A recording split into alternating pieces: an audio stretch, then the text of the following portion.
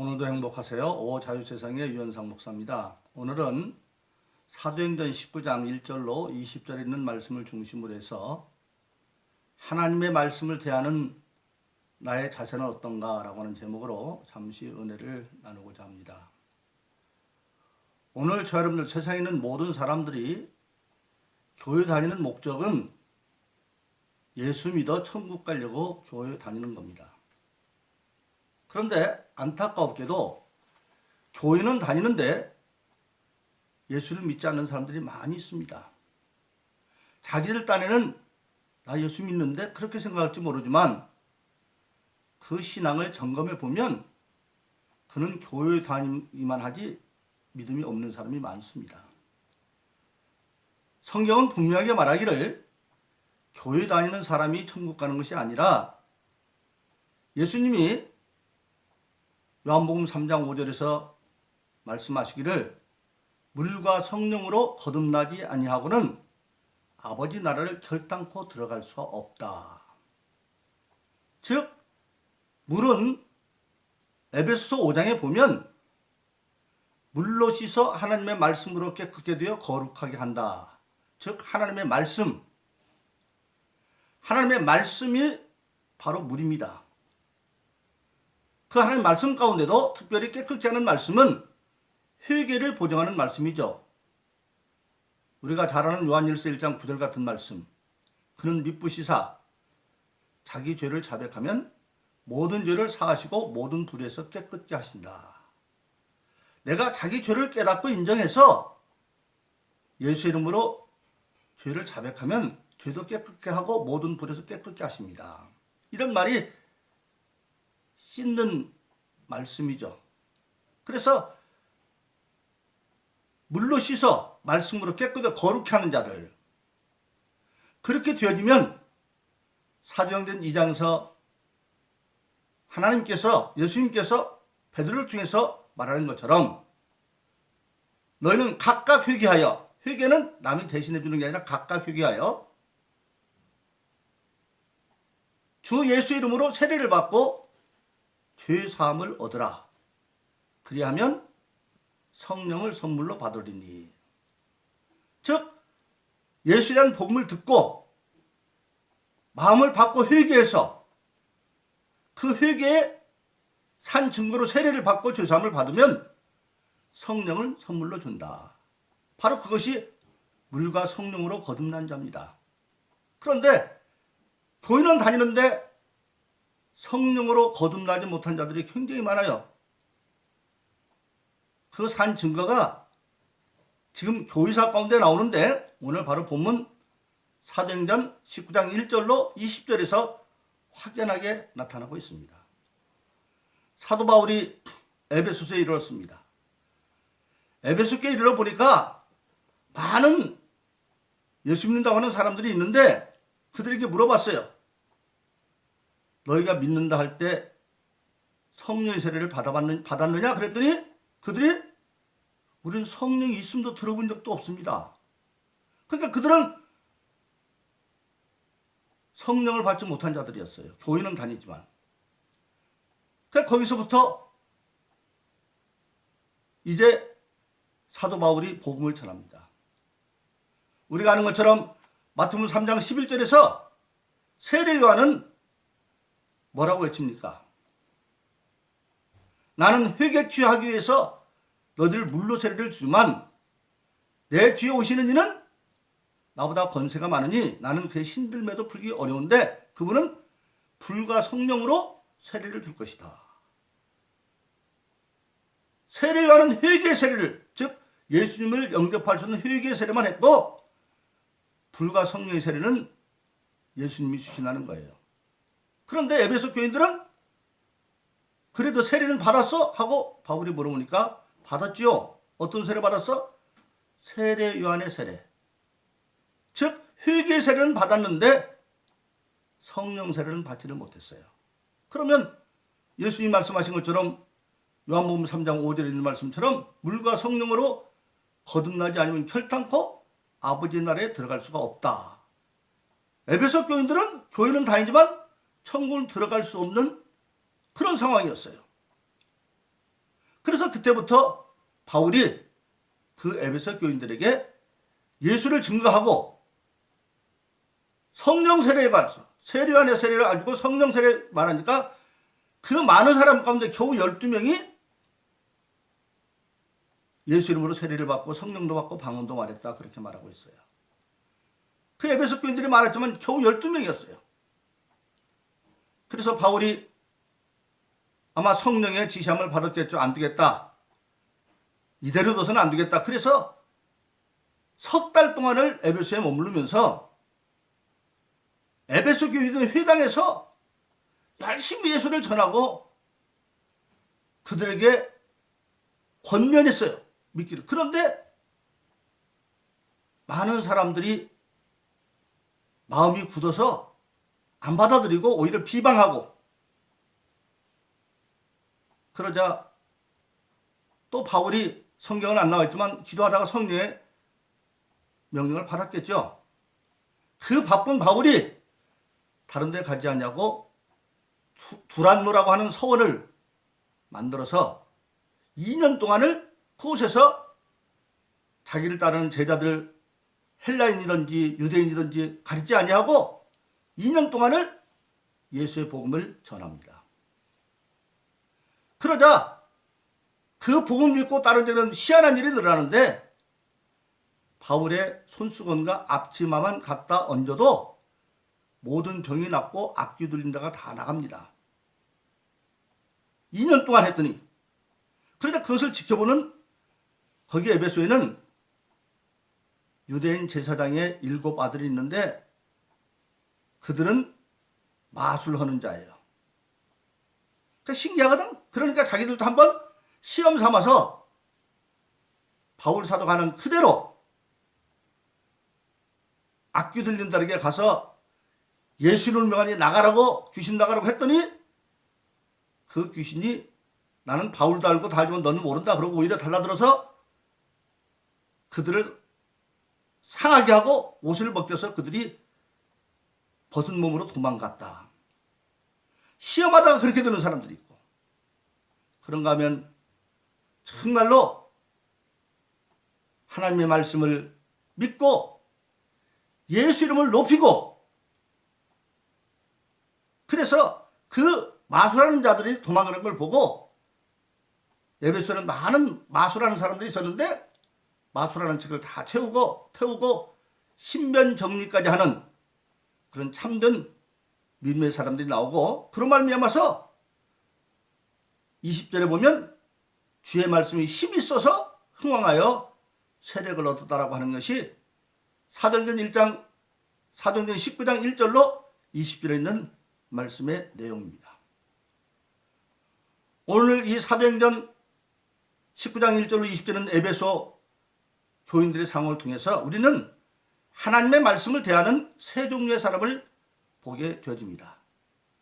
첫 번째 사람은 마음이 굳어서 전혀 안 받아들이고 오히려 비방하는 사람들입니다. 우리가 예수 믿으면서 가장 중요한 게 뭐냐면 자기 고정관념에서 벗어나야 돼요. 사람들은 여러분 교육받아서 안 지식을 오랫동안 있다 보면 그게 자기가 깨달은 것처럼 착각해서 교육에 묶여버리는 게 있어요. 그러나 교육의 원리는 완전한 건 아니죠. 완전하면 발전될 수가 없는 거죠. 여러분 보십시다. 하나 더하기 하나는 둘이죠. 그런데 하나 더하기 하나가 얼마쯤 됐더니 셋이 되는 경우가 있고 넷이 되는 경우가 있어요. 어떤 경우입니까? 두 남녀가 사랑해서 가정을 이루었습니다. 남녀가 둘이었습니다. 근데 얼마쯤 지나고 났더니 둘이 아니라 거기서 자녀가 태어나서 셋도 되고 넷도 될 수가 있어요. 그러니까 여러분 수학은요. 수학의 박사 과정에 두면 그 박사 이후의 과정이라는 게 있는데 그때는 모든 수학 공식을 일단은 부인하는 데서부터 연구가 시작이 되어져요. 바로 그렇습니다. 그런데 우리 인간은 하나 더하기 하나는 둘이라고만 생각하는 사람들은 거기에 묶여있죠. 근데 한번 보십시다. 여기 진흙 한 덩이가 있고 진흙 한 덩이가 있어요.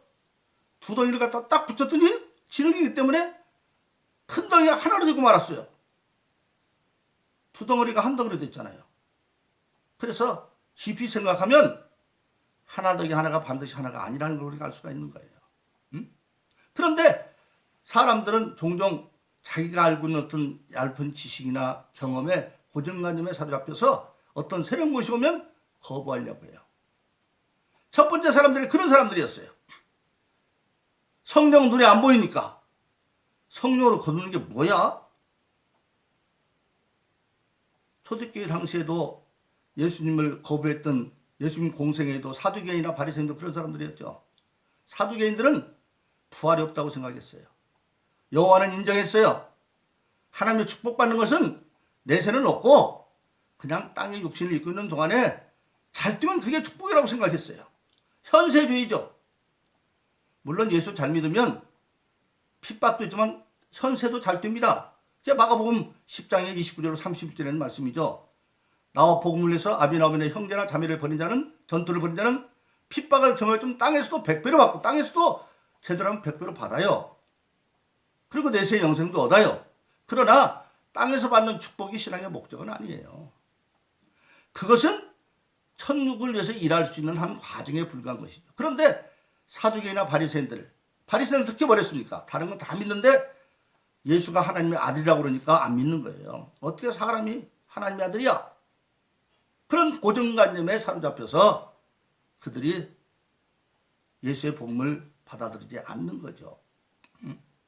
그런 사람들이 있어요. 오늘날도 하나님 말씀을 들을 때에 얄팍한 자기 어떤 고정관념을 깨지 못해서 하나님 말씀을 마음이 굳어서 거부하고 비방까지 하는 사람들이 있어요. 그런가 하면 두 번째로는 하나님 말씀을 듣고 그 유대인 제사장의 7 마수라는 아들들처럼 나도 한번 시험해볼까? 되나 안 되나? 하고 시험적으로 해보는 것. 되는지 안 되는지 한번 해보다가 되면 좋고 안 되면 말고. 그런 사람들 많죠. 하나님의 은혜를, 말씀의 은혜를 받고 한번 해볼까? 해봅니다. 한 번, 두 번 해도 안 되거든? 그럼 안 되네. 그만두려고 그래요.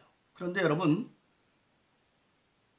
이루고 성취되는 것은 때는 하나님께서 나에게 있지 않아요.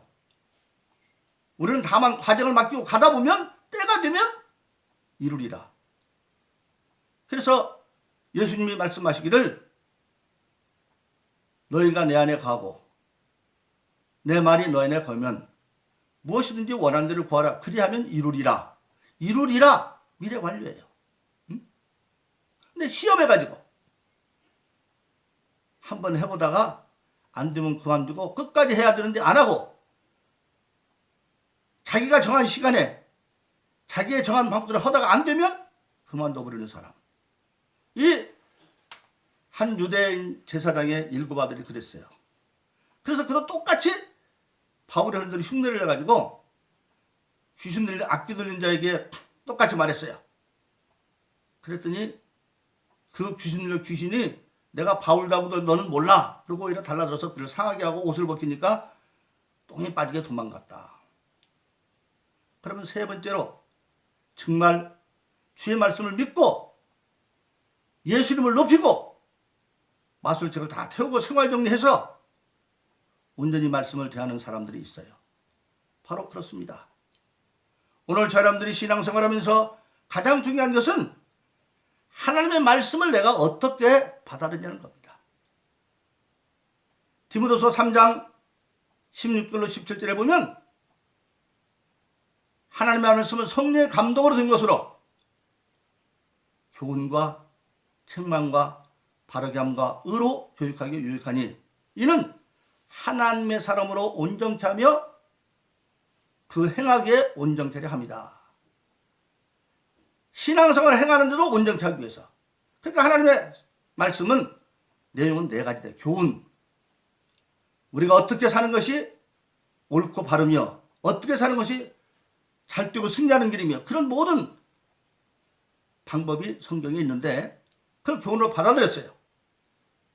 그런데 그 교훈을 받아들이고 행하지 않을 때는 반드시 성경에는 책망의 말씀이 있죠.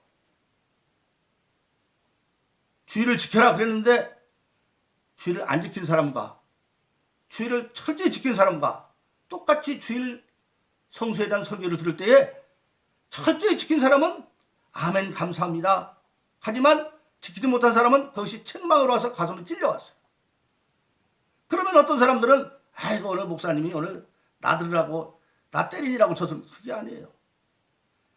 하나님의 말씀은 책망이 목적이 아니라 그 다음에 바르게 함과 다시 바로 잡으려고. 그래서 회개하면 책망하는 말씀은 저것도 나를 위한 말씀은 회개하면 다시 바르게 되어져서 다시 의로 교육하게 다시 교훈으로 돌아가는 거예요. 그래서 하나님의 사람이 온전케 되고 온전히 행하기에 위해서 하나님의 말씀을 주었다. 그래서 그 말씀을 선한 마음으로 받는 거예요. 그래서 씨 뿌린 교육 가운데 좋은 밭에 뿌린 씨는 뭐예요? 하나님 말씀을 선한 마음으로 받고 인내로 지켜 결실하는 것입니다. 그 말씀이 어떤 때는 나에게 부담이 되고 나에게 책망이 되는 말씀이지만 그것을 나를 위한 말씀으로 받고 선한 마음으로 받고 그 다음에 하나님의 말씀을 받았으면 이제 그것을 말씀을 내 안에 심고 가꾸어 가야 돼요. 그래서 마가복음 4장 26절은 은혜의 과정은 싹이요 이삭이요 익은 알곡이다 그랬어요.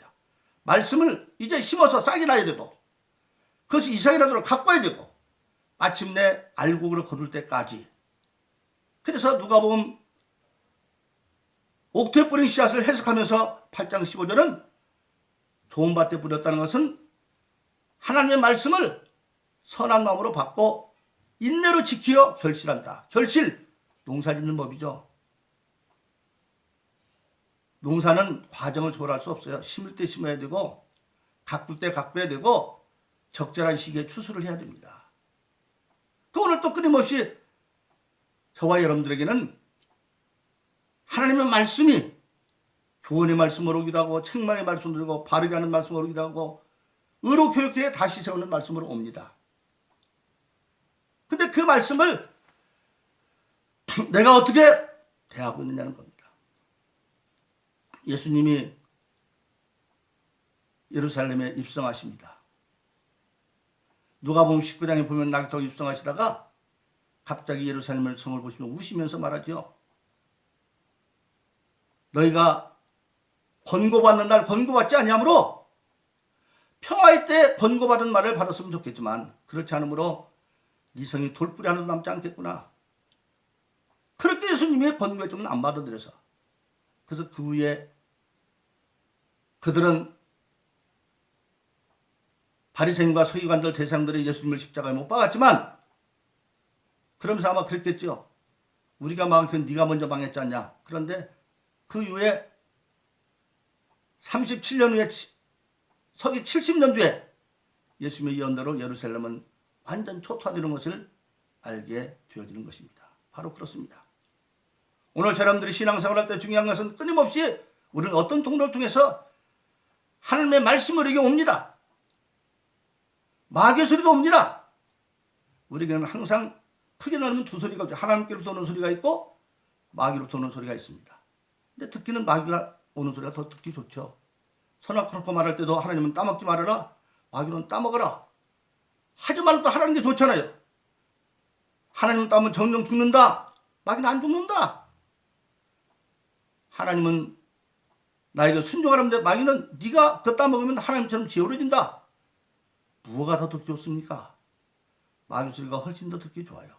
문제는 마귀 소리는 거짓이라는 겁니다. 그래서 마귀는 거짓이 합니다. 그래서 우리는 옳고 그른 것과 할 거 하지 말 것을 하나님 말씀에서 깨닫고 선택해서 우리는 교회 단열을 끝나는 것이 아니라 물과 성령으로 거듭나고 하나님 말씀을 믿고 예수님을 높여서 우리의 삶이 흥왕되어지는 삶, 개인의 삶도 잘 되고 교회도 부흥시키고 세상도 변화시키는 그런 참된 이 시대에 축복받는 사람 되기를 예수 이름으로 축원합니다. 오늘도 행복하세요. 오 자유세상의 유현상 목사였습니다. 감사합니다.